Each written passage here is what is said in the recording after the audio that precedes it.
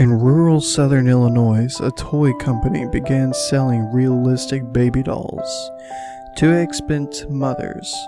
But apparently, after the mother had her child, the toy baby would start crying. Eventually, the rocking motion advertised to calm it down wouldn't work, and you couldn't get it to stop without shaking it. Eventually, when it started crying, the parent would have to beat it, and the beatings and thrashings would have had to get harder and harder to get it to be quiet.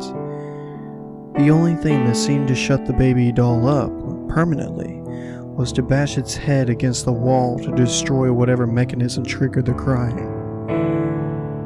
On more than one occasion, though, neighbors called the authorities to report child abuse, and when the police arrived, they found the bloody remains of infants smeared across the walls and floors. In most cases, the mother couldn't understand why the police were there. She just got rid of the stupid doll as she rocked a baby-shaped bundle in her